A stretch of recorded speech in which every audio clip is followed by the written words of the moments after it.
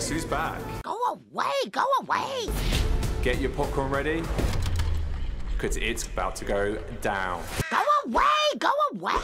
Trust me. Yes, it's the much anticipated Love is Blind UK reunion special where we're gonna find out which of the married couples are still together and which of the people who wanted to just continue dating are actually following through with it. And wait, why are Sabrina and Steven on separate couches? Why are they separated? No. Sabrina and Steven, we're very sorry to see that you're sitting apart, and I'm sure we're going to get to that very soon. Wait! So everyone is here. All of our couples and also some of the pod crew, including Charlotte. Looks-wise, Charlotte is mad. Berserk. Yeah, sublime. Natasha's there, and somewhere in the back, so is Sam. But what's most eye-catching is the ocean of distance between Steven and Sabrina. The couple that was the sure bet the whole way through, never wavering, never showing any signs of cracking. Well, they cracked. And oh, does Steven not look happy. Someone must have forgot to pack their budgie smugglers. But before we get to them, things are going to start off with Ollie and Demi, who, despite not saying yes at the altar, seem to have left things off at a no for now and not a no for forever. Where is the relationship at? Ollie's a good guy, but he's not my guy. So, right, yeah, that's where we're at. So that's it? It's just, he's not your guy, nothing happened, it's just fizzled immediately? We had conversations leading up to that day that kind of made us both feel that it probably wasn't our time. That seems like a whole lot of nothing for everything you went through during the show. Just, nah, wasn't our time, wasn't my guy. After all those I love yous, after getting engaged? But before you say anything, Ollie has some words for those who've claimed he wasn't actually attracted to Demi. This narrative like, oh, Ollie's not going to be attracted to Demi. And it's been really frustrating me because anyone that knows me, anyone that knows my dating history knows that I've always dated women that look like Demi. Totally. Though, to be fair, you were talking about Kat eyeing you while being off to the side with Bobby before even going to see Demi. You also talked a lot about Charlotte's looks. Plus, there was barely any PDA between you two. But in Ollie's defense, he didn't do anything wrong. Demi surely doesn't feel wronged. I guess you can maybe put into question if he and Demi too really gave their relationship a full 100%, but the guy didn't cheat. And actually, the only person Demi is really mad at is Kat for saying this. I think Demi has a strong connection with Ollie. I really do. Do I see them on the outside world together? No. I don't want to get in. My mouth gets me in trouble. So Demi's claiming that since Catherine didn't even know what Ollie looked like, why would she assume that they wouldn't work out in the outside world, despite Kat thinking they have a good connection? Well, Kat claims it was about Ollie saying he didn't know where his head was at the time, but Jasmine is not buying it. If you didn't have any, kind of malintent towards it, why would you say my mouth is going to get me in trouble? That's what I'm saying. You were insinuating that that was because of the way she looks, and she looks amazing.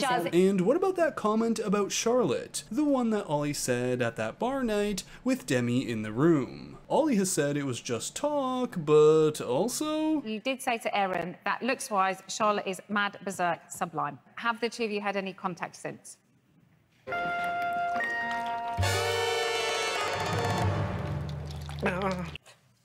What? Yeah.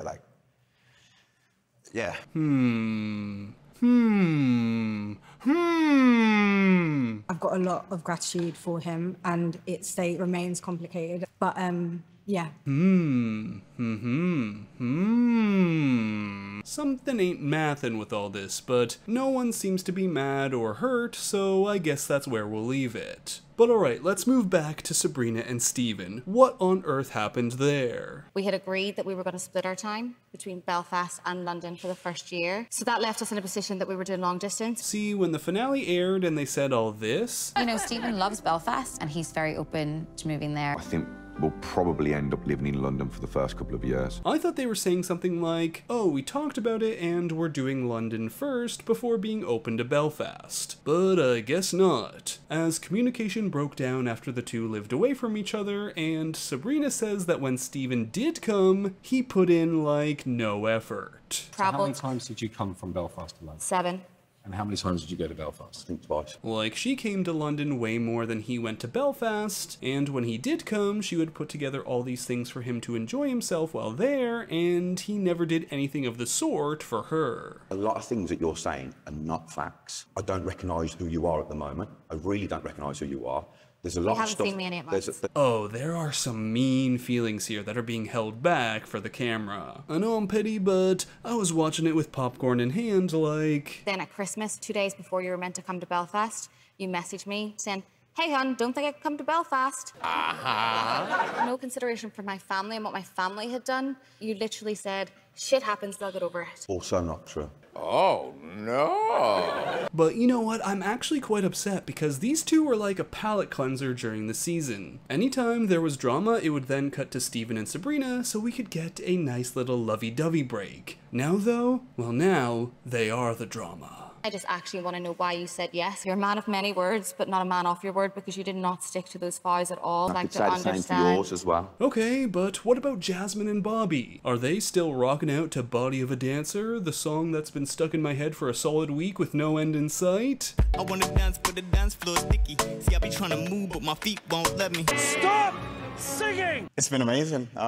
Best year of my life so far. I mean, I can't speak for Jasmine, but judging by her smile, she's feeling the same. Pretty much 2 days after we got married, we were just like, let's just do it. So I moved to London, packed my stuff up, been there ever since. See? 2 days and they've moved in. Also, Steven said that they both lost or quit their jobs or something to go on the show, but Sabrina started a business and it's taken off since then. However, he was stressed about money. I don't know. Dude, if she's bringing home that big paycheck, I'm there waiting at home, drink in hand, dinner ready, doing an Irish jig, cause that's where I live now. So now Bobby and Jasmine are the golden couple. Jasmine even says this after she's asked if Bobby has been good about being on social media, which was one of her relationship triggers. As much as Bobby is there to reassure me, I also need to take accountability for myself to do the work. Look at that, doing the work, being mature, and supporting your partner. We love to see it. Oh, but of course, you know the next question is going to be about Bobby and Jasmine's mom. Marissa didn't really know me, and I guess she was just worried for Jasmine, you know. In my case, it did add a bit of extra pressure, but I think in a good way almost. Alright, someone get this man on the campaign trail. That was one of the most political answers I've ever heard. But also, come on, what else is he going to say? That's his mother-in-law. You think this man is about to ruin all the family gatherings for the rest of the year? She might have the body of a dancer, but he's got the brain of Megamind. Definitely planning on having kids, something we're working on as we speak. Wow, that's wonderful, but also, what a neat way to tell everyone with a Netflix subscription. Maybe we were gonna go back We're to gonna have sex. her. Okay. Alright, but what about Tom and Maria? They're on the same couch, but there's some distance there. There were some big differences in our relationship, which probably meant longer term it was going to be very difficult to make it work. So we decided to part ways. I'm shocked. We're all shocked. Now, the big tiff between these two comes from Tom's comments about not wanting his kids to be taught to let the man pay for everything, as Maria felt that that was a slight against her mom, who raised her kids that way, especially after she had just given Tom her approval. It just made my blood boil. You met her children, you see the type of women we are, for him to then still go on and indirectly insult the women in my life. And this still seems to upset Maria, while Tom does apologize for being critical after watching the show back. But if these two never really gave it a second shot, what about Natasha, who is right there in the audience? Maybe a week ago that I reached out. You sure? Am I wrong to say I wanted something juicier here? For the drama of it all. Instead, the host basically asked them to say something nice about their relationship, like they're siblings who fight too often. Yeah, we had good times. We had fun. There was funny times. Are you still friends? We're okay. Moving on to Benaya and Nicole, who are holding hands. You know, I love her more each day. She's unbelievable for me. She's had a great impact on me. Yes, these two have been great. They've taken time to travel together for Benaya, but come back for Nicole. Production even plays an extra clip from right after the two of them had their first date in the pods. Wow. Oh, my shades. Oh my shits. Oh my shits. A little weird though that after this she picked Sam, but you know, speaking of... It is Sam from London.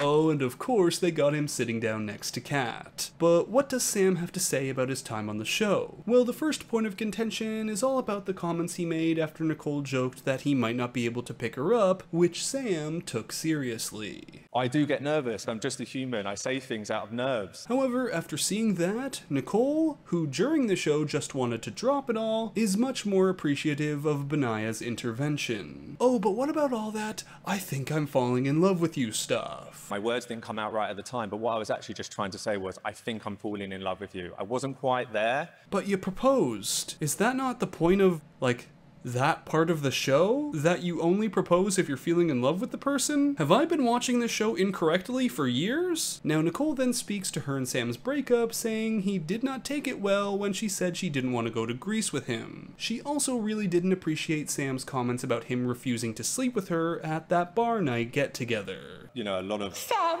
say I'm sorry to Nicole, please. It was disrespectful what you said. Well, Sam eventually apologizes directly to Nicole, and he goes to scamper off and begin the greatest love story ever told, or something. If I could put it into a book, it would be a book that would be one of the best books that someone could ever read, because the chapters of that book would entail a love story of romance that would be so beautiful it would make you cry. But finally, we now have Kat and Freddy, who are sitting together, but... no, we're not together.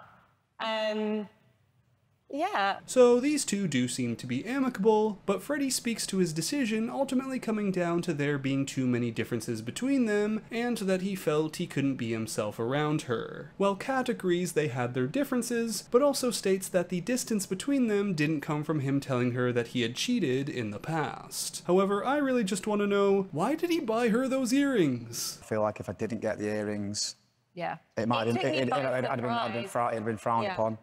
That didn't get your president. Now, Kat says she gave them back as it didn't feel right to keep them. And we then pan to Freddy's sister, who's in the audience. You know, the one who shared her reservations on the relationship before the wedding. When Freddy did come back, I could see he was very, very reserved. I could see something wasn't quite right. I actually do agree with what Betsy is saying. Still, these two say they've learned a lot from each other and that they'll both make someone very happy one day. And there you have it. 3 marriages have turned into 2. And no one who said they might continue to date actually did. Still, the hosts declare it an absolute success. Do you know what? I think love truly is blind. I think it is as well. But you know what success on this show really is about? Ratings. And this was a pretty good season that seemed to garner a lot of attention, so they hint at a season 2. I've got a question for you. Okay. Do you fancy doing it all again? I do. Okay. So that's it for this recap of the Love is Blind UK Season 1 reunion. Thanks for watching, and if you enjoyed the video, make sure to give it a like, comment your thoughts down below, and subscribe to the channel for more content. And until next time, Bachelor Fan Take out. Maybe we were gonna go back We're to gonna have sex. her. Okay.